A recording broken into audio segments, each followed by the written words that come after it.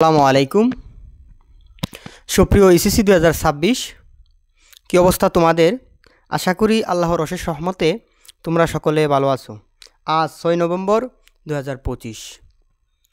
আগামী 20 তারিখের পরে তোমাদের অনেকের সবচেয়ে গুরুত্বপূর্ণ একটি পরীক্ষা, টেস্ট পরীক্ষা শুরু হতে যাচ্ছে। তোমার এই 10 বছরের ক্লাস 1 থেকে ক্লাস 10 পর্যন্ত পাড়ি দেওয়ার গুরুত্বপূর্ণ একটি ধাপ হচ্ছে টেস্ট পরীক্ষা। তুমি যদি এই টেস্ট পরীক্ষার মাঝে অ্যালাউ না হও, তাহলে তোমার বিগত 10 বছরের পড়া নাই হয়ে যাবে, বিনাশ হয়ে যাবে। অতএব অবশ্যই বুঝতে পারছো যে এই পরীক্ষাটি তোমার জীবনে কত গুরুত্বপূর্ণ একটি ধাপ। এই পরীক্ষায় যাদের পরীক্ষা 23 তারিখ থেকে শুরু, আবার কারোর 25 তারিখ থেকে, আবার কারো 20 তারিখ থেকে, আর যতদিন আছে 16 থেকে 20-25 দিন, এই সময়টার মধ্যেও তোমরা যারা এখনও তোমাদের একটি সম্পূর্ণ বই সম্পর্কে ধারণা হয়নি এবং প্রিপারেশন হয়নি, এই সময়টির মধ্যেও তোমরা ভালো একটি প্রিপারেশন নিতে পারবে ইনশাল্লাহ। আজকে আমি তোমাদেরকে 6টি টিপস দিব। এই 6টি টিপস অনুকরণ করলে তোমরা যদি মানতে পারো এই 6টি টিপস, তাহলে তোমার টেস্ট পরীক্ষা ভালো হবে ইনশাল্লাহ। যারা A+-এর প্রত্যাশা করো, আজকের এই টিপসের মাধ্যমে তাদের A+ও কভার হয়ে যাবে, এবং যারা পাস করার চিন্তা ভাবনা করো, তোমরা পাস করতে পারবা। 30-এর উপরে মার্ক পাওয়া কোনো ব্যাপার হবে না ইনশাল্লাহ। 20 তারিখ থেকে তোমাদের টেস্ট পরীক্ষা শুরু।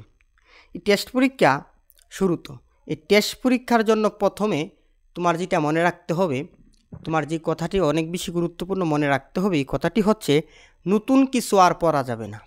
অতীতে যা পড়েছো, 1 বছরে যা পড়ে ফেলছো, এনাফ, আর লাগবে না পড়তে।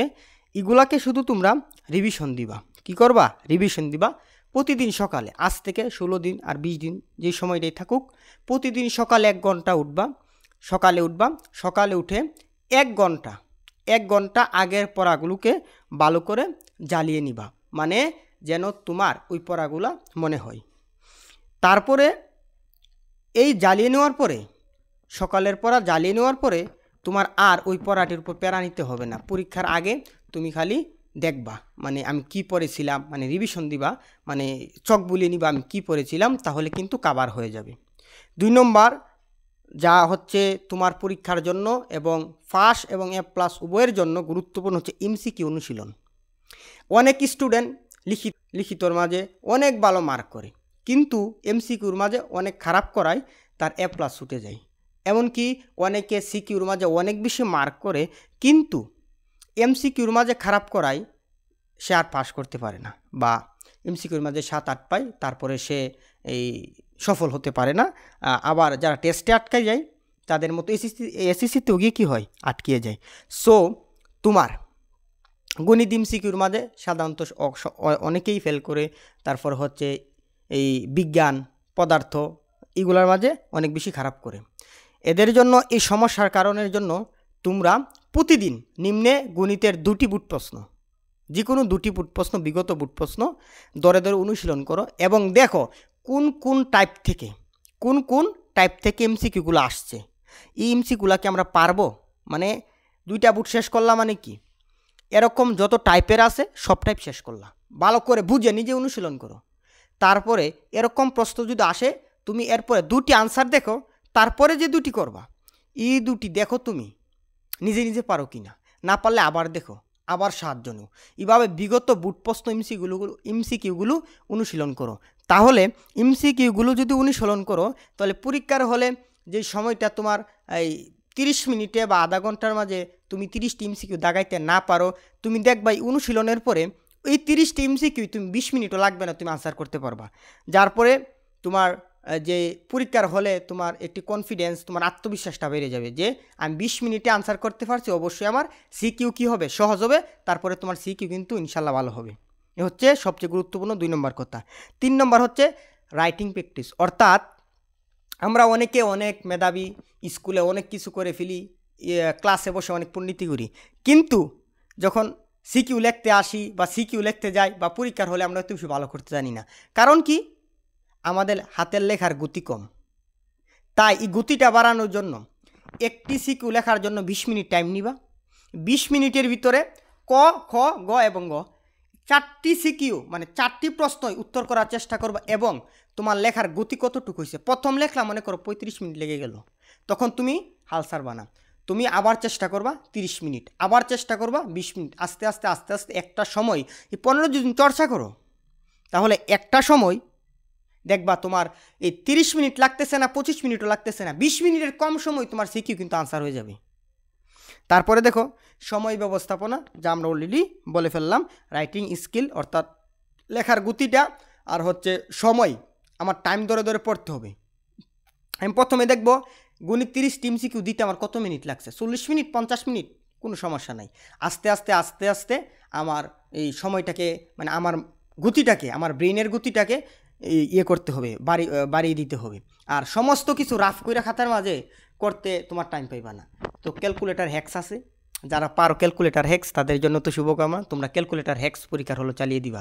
আর যারা পারো না তারা কিতা করবা, তারা খাতার মাঝে অনেক কিছু আছে, আমরা খাতার মাঝে না, আমাদের শর্টকাট কিছু টিক্স আছে, এই টিক্সগুলো জানার চেষ্টা করবা।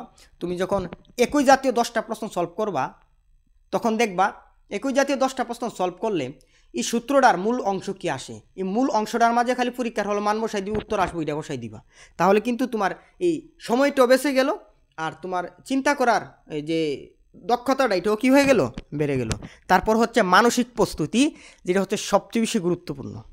মানসিক প্রস্তুতি যদি না থাকে, তুমি যত ভালো স্টুডেন্ট হও না কেন, পরীক্ষার আগের রাতে যদি তোমার এই গাড়ির পিছন দিক দিয়ে ব্যথা করে, উচ্চ রক্তচাপের লক্ষণ, পরীক্ষার হলে গিয়ে ভালো হবে না। তো তোমার পর্যাপ্ত ঘুমের প্রয়োজন পড়বে।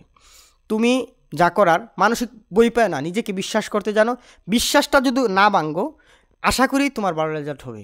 আর তুমি পারবা, এই কথাটা মনে রেখে যে আমার 10টা বছরের ফল ভালো হবে, এই কথাটা মনে রেখে, মানসিক প্রস্তুতি রেখে, এবং মায়ের দোয়া, এ হচ্ছে অ্যান্টিবায়োটিক মানে অ্যান্টিবায়োটিক তো আমাদের যদি কোনো জ্বর উঠে বা কোনো শারীরিক সমস্যা হয় তো আমরা অ্যান্টিবায়োটিক খাই, আর মায়ের দোয়া হচ্ছে অ্যান্টিবায়োটিকের তো আরও বড় কিছু। যে অনেকে বাস্তব কথা যে যে গুলি মিস হতে পারে, তীর মিস হতে পারে, কিন্তু মায়ের দোয়া কী হয় না, কোনোভাবেই মিস হয় না। মায়ের দোয়া থেকে বঞ্চিত হয় না, মা এবং বাবার দোয়া থেকে, এবং দাদু দাদা নানা তাদের দোয়া থেকে, অভিভাবকদের দোয়া থেকে কোনোভাবেই বঞ্চিত হয় না। নামাজ পড়বা, কোরআন তেলাওয়াত করবা, আল্লাহ তাআলার কাছে চাইবা, তাহলে অবশ্যই মানসিক প্রস্তুতি হবে এবং তোমার ফিল হবে না যে তুমি পরীক্ষা দিতেছো। এই পরীক্ষাটি কিন্তু দুই ধরনের মানুষ আছে, যাদের কাছে পরীক্ষাটি মনে হচ্ছে আসতেছে অনেক খুশি আনন্দ, আমরা টেস্ট পরীক্ষা দিব, আর কারো কাছে মনে হচ্ছে আয় হায় টেস্ট পরীক্ষা দিতেছি কি জানি হয়, টিকি কি না টিকি, স্যার আমাদেরকে রাখি কি রাখে না, এরকম। বা অনেকে এরকম ফিল নিতে পারতেছো যে এই স্কুলের এমন কর্তৃপক্ষ আমার এই লাগে সেই লাগে, তার কাছে গিয়া যদি আমার বাবা মা কই, তাহলে আমি যদি অ্যালাউ না হই তারপরে আমার অ্যালাউ করে দিবে। এটা তো নিয়ম না। তুমি একটা স্টুডেন্ট হিসাবে তোমার মা তোমার বাবা তোমাকে নিয়ে গর্ব করতো, তোমার জন্য অন্য কারো কাছে কেন ক্ষমা চাইতে হবে? বলতে হবে আর করবে না, ভালো করে পড়বে, টেস্টের পরে থেকে পড়বে, এসএসসিতে ভালো করবে, এখন তুলে দেন, এরকম পা ধরে মাপসাবে কেন? এটা কি নিয়ম?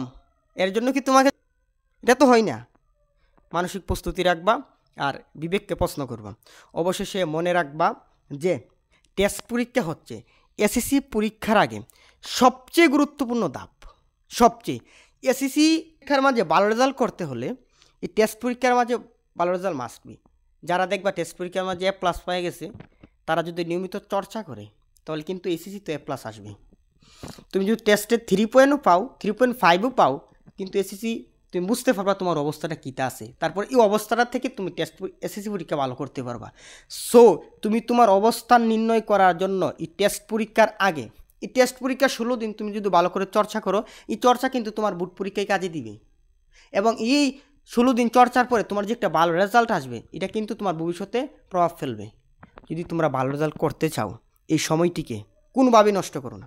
যখন তোমার মনে কই, যখন মধ্যরাতে হোক, শেষ রাতে হোক, সন্ধ্যায় হোক, সকাল হোক, বিকাল হোক, যেই সময় তোমার মনে কই পড়তে বসতে, তখনই পড়াতে বসবা। এ হচ্ছে নিয়ম, এর কোনো বাধা ধরা নিয়ম নেই। তোমার যখন ইচ্ছা তখনই পড়াতে বসবা। কে বললো সকালে পড়ো, কে বললো বিকালে পড়ো, কে বললো রাত্রে পড়ো, ডাজন্ট ম্যাটার। তোমার যখন ইচ্ছা হয় তখনই পড়তে বসো। তখন তোমার মানসিক একটি প্রশান্তি আসবে এবং তোমার ইচ্ছে করবে আমি পড়ি। ঠিক আছে? অর্থাৎ টেস্ট পরীক্ষা হচ্ছে তোমার জীবনের জন্য, তোমার এসএসসি লাইফে 10 বছরের ফলের জন্য, তোমার পরিবারের প্রত্যাশা এবং স্কুলের প্রত্যাশা এই কোনোভাবেই তোমরা কি করবা না, নষ্ট করবা না।